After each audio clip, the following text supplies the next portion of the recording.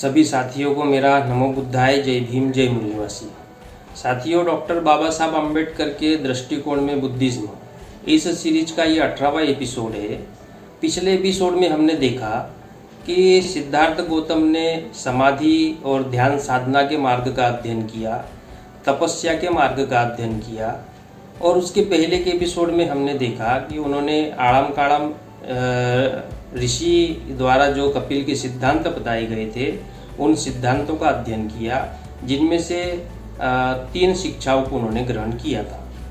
इन सभी मार्गों का, इन सभी रास्तों का या सिद्धांतों का अध्ययन करने के बावजूद जिस उद्देश्य के लिए उन्होंने अपनी खोजबीन शुरू की थी कि आखिर संसार के दुखों को समाप्त कैसे किया जाए, संसार में जो दुख व्याप्त है उसका कारण वर्ग संघर्ष है, वर्ण व्यवस्था है, वर्ण संघर्ष है। तो इस वर्ण संघर्ष को आखिर समाप्त कैसे किया जाए, तो ये जो उद्देश्य है वो उद्देश्य उन्हें प्राप्त नहीं होता है। अब जब उद्देश्य प्राप्त नहीं होता है तो तपस्या के भी मार्ग को छोड़ देते हैं। तो छोड़ने पर वो आगे क्या करते हैं, इसे हम आज के एपिसोड में जानेंगे। यदि आपने इस चैनल को सब्सक्राइब नहीं किया है तो नीचे लाल कलर की बटन में सब्सक्राइब लिखा हुआ है, उस पर क्लिक कीजिए और चैनल को सब्सक्राइब कीजिए। तो सिद्धार्थ गौतम जब ये सोचते हैं कि अभी तक मैंने जिन रास्तों का, जिन मार्गों का अध्ययन किया, उसमें मुझे एक भी मार्ग ऐसा नहीं मिला जिससे कि संसार के दुखों को समाप्त कैसे किया जाए इसका रास्ता किसी ने बताया हो, या संसार के दुखों को समाप्त करने का मार्ग मिल गया हो। तो तब सिद्धार्थ गौतम ये दृढ़ संकल्प करते हैं कि चाहे मेरे साथ कुछ भी हो जाए, लेकिन मैं इस संसार के दुख को समाप्त कैसे किया जा सकता है, इस मार्ग को जरूर मैं खोज कर निकालूंगा। और तब सिद्धार्थ गौतम इस दृढ़ संकल्पना के साथ में गया पहुंचते हैं, जिसे आज के समय में बुद्ध गया कहा जाता है। गया पहुंचते हैं और वहां पर एक स्थान डिसाइड करते हैं पीपल के वृक्ष के नीचे का, और वो सोचते हैं कि पीपल के वृक्ष के नीचे बैठकर मैं चिंतन, मनन और अध्ययन करूंगा कि आखिर संसार के दुखों को समाप्त कैसे किया जाए। तो इस मुद्दे को लेकर या इस विषय को लेकर वे जब अपना ध्यान केंद्रित करते हैं तो वे लगातार 4 सप्ताह तक वो चिंतन, मनन और अध्ययन करते हैं केवल इस एक समस्या को लेकर कि आखिर संसार के दुखों को समाप्त कैसे किया जा सकता है। तो लगातार 4 सप्ताह तक जब वो अध्ययन करते हैं तो तब उन्हें वो रास्ता दिखाई देता है, वो मार्ग दिखाई देता है कि जिस मार्ग पर चलकर संसार के दुखों को समाप्त किया जा सकता है। जब उस मार्ग का बोध उन्हें प्राप्त होता है तो उसे ही बोधि प्राप्त करना कहते हैं। लेकिन इस बोधि प्राप्त करने के लिए सिद्धार्थ गौतम को 4 अवस्थाओं में से गुजरना पड़ा। बोधि प्राप्त कब हुई? जब उन्हें उन 4 अवस्थाओं में से गुजरना पड़ा।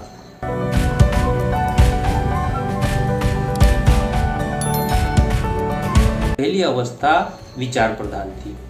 विचार प्रधान का मतलब ये है कि अपने आप को वैचारिक रूप से, विचारों के आधार पर, या अपने आप को मानसिक रूप से तैयार करना कि मुझे इस समस्या का समाधान करना ही करना है और इसके लिए मुझे चिंतन, मनन, अध्ययन करना है। ये दृढ़ निश्चय करना, अपने मन को, अपने चित्त को इस विषय का अध्ययन करने के लिए पूरी तरह समर्पित करना, अपना विचार बनाना कि मुझे ये काम करना ही है। तो इसे कहते हैं विचार की अवस्था। ये पहली अवस्था थी। अब ये पहली अवस्था जो है ये जल्दी ही सिद्धार्थ गौतम ने प्राप्त कर ली, क्योंकि सारा एकांत का एरिया था, डिस्टर्बेंस नहीं था। तो उन्होंने अपना जो विचार, जो दुनिया में जितनी चीज़ें चलती रहती है उन सारी चीज़ों से हटाकर अपने मन मस्तिष्क को किसी एक ही जगह पर कंसंट्रेट करना, और वो कंसंट्रेट किया उन्होंने कि संसार के दुखों को समाप्त कैसे किया जाए। ये मार्ग खोजने के लिए मानसिक रूप से, वैचारिक रूप से उन्होंने अपने आप को इस एक विषय तक सीमित किया और कंसंट्रेट किया। इसे कहते हैं विचार की अवस्था। हम इसे एक पैरेलल एक और उदाहरण से भी समझ सकते हैं, क्योंकि अगर आज के समय का भी उदाहरण दिया जाए तो मान लीजिए कि कोई स्टूडेंट है, और वो स्टूडेंट ये डिसाइड करता है कि मुझे आईएएस ऑफिसर बनना है, तो वो क्या कर रहा है, वो एक विचार बना रहा है, अपना एक टारगेट बना रहा है, अपना लक्ष्य बना रहा है कि मुझे आईएएस ऑफिसर बनना ही है। तो आईएएस ऑफिसर बनने के लिए उसको भी इन्हीं 4 अवस्थाओं में से गुजरना पड़ेगा जो सिद्धार्थ गौतम गुजरे। तो विचार बनाता है कि मुझे आईएएस ऑफिसर बनना है, तो ये पहले अपना एक उद्देश्य बनाना, विचार बनाना और दृढ़ उद्देश्य बनाना कि मुझे ये काम करना ही है, तो उसे कहते हैं विचार प्रधान होना। ये पहली अवस्था सिद्धार्थ गौतम ने प्राप्त कर ली।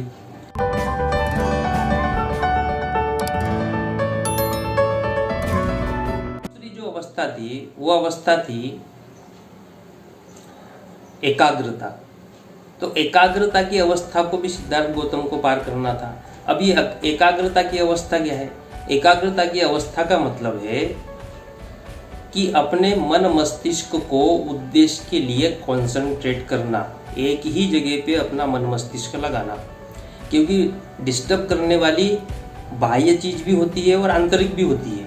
अब बाह्य क्या है? जैसे सिद्धार्थ गौतम वहाँ अगर ध्यान, चिंतन, मनन, अध्ययन में लगे हुए थे तो बाहर पशु पक्षियों की आवाज़ आ रही होगी, जानवरों की आवाज़ें आ रही होंगी, मौसम, जो भी मौसम होगा, चाहे गर्मी का मौसम, तो धूप तप रही होगी, गर्म हवाएं चल रही होगी। ये बाह्य चीज़ें हैं जो कि अपने उद्देश्य के ऊपर कंसंट्रेट करने में डिस्टर्बेंस करती है। तो इन सब से अपने मन मस्तिष्क को हटाकर अपने उद्देश्य पर ही कंसंट्रेट करना, उसे कहते हैं एकाग्रता, एकाग्रता की अवस्था। तो ये बाह्य चीज़ें हैं जिसके कारण डिस्टर्बेंस होता है। यहाँ से अपने मन मस्तिष्क को हटाकर अपने उद्देश्य पर कंसंट्रेट करना होता है।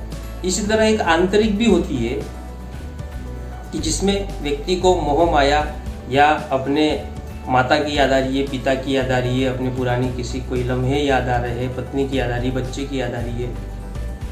ये क्या करता है? ये भी कंसंट्रेट को डिस्टर्ब करता है।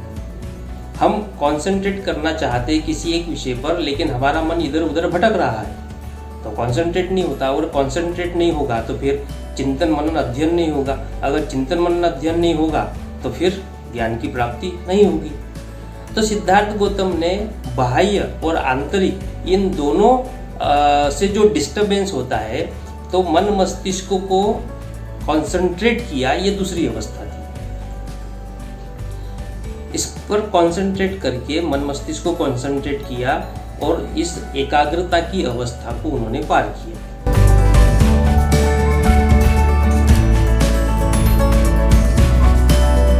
तीसरी अवस्था थी जागरूकता। जागरूकता का मतलब है कि हमने उद्देश्य डिसाइड कर लिया कि संसार के दुखों को समाप्त करना है, अपने मन मस्तिष्क को कंसंट्रेट भी कर लिया, लेकिन कंसंट्रेट करने के बाद चिंतन मनन अध्ययन करने पर उस बात को समझना, वो बात हमारी बुद्धि को समझ में आना, जिस पर अध्ययन किया जा रहा है वो बात बुद्धि को समझ में आना, वो बुद्धि द्वारा आत्मसात करना, उसे ही जागरूकता कहते हैं। क्योंकि हम अगर ऐसे भी अगर देखें तो बहुत सारी चीज़ें हम पढ़ते हैं, लेकिन जरूरी नहीं कि जो चीज़ हम पढ़ते हैं, देखते हैं, वो समझ में भी आती है। समझ में आना चाहिए। तो जब समझ में आती है उसे जागरूकता कहते हैं। तो ये तीसरी अवस्था है। अभी बाबा साहब की बहुत सारी बातें लोग पढ़ते हैं, किताबें पढ़ते हैं, भाषण भी सुनते हैं, लेकिन हर किसी को समझ में नहीं आता ना। तो समझ में आना चाहिए। जो समझ में आता है तो उसे जागरूकता की अवस्था कहते हैं। तो सिद्धार्थ गौतम ने उस जागरूकता की अवस्था को पार किया।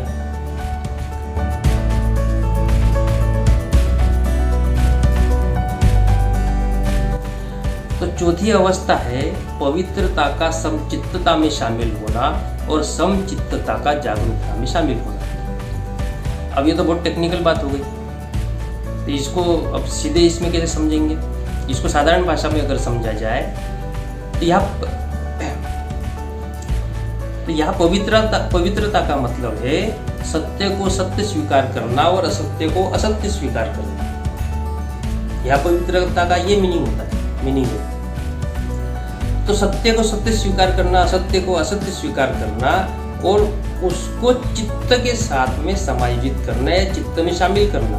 इसका मतलब यह है कि अपने आप को मन मस्तिष्क से ऐसे तैयार करना कि जो सत्य है उसे ही स्वीकार किया जाए, जो असत्य है उसे स्वीकार ना किया जाए, और अपने चित्त को इस पवित्रता के साथ में शामिल करना। दूसरा है कि समचित्तता को जागरूकता के साथ शामिल करना। इसका मतलब ये है कि जो ध्यान, चिंतन, मनन, अध्ययन करेंगे और जो बात हमें समझ में आएगी उस समझी हुई बात को चित्त के साथ में शामिल करना, यानी व्यवहार में शामिल करना।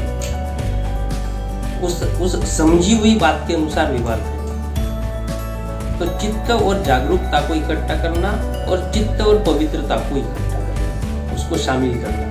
इसका मतलब ये है कि हम जो चिंतन, मनन, अध्ययन करेंगे उस अध्ययन के आधार पर जो समझ में आएगी बात, जो सत्य होगी उसे स्वीकार करेंगे और उसके अनुसार अपने चित्त में परिवर्तन करके, अपने चित्त में आत्मसात करके और फिर हम उसके अनुसार अपना आचरण करेंगे। ये है पवित्रता का समचित्तता में शामिल होना और समचित्तता का जागरूकता में शामिल होना।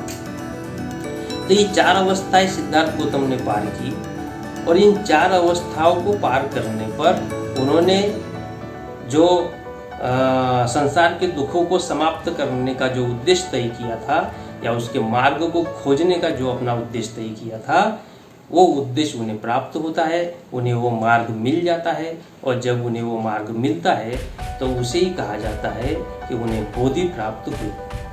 और तब से सिद्धार्थ गौतम फिर बुद्ध कहलाए। इसे ही सिद्धार्थ गौतम का ज्ञान प्राप्ति या बोधि प्राप्ति कहते हैं। तो आज के एपिसोड में इतना ही।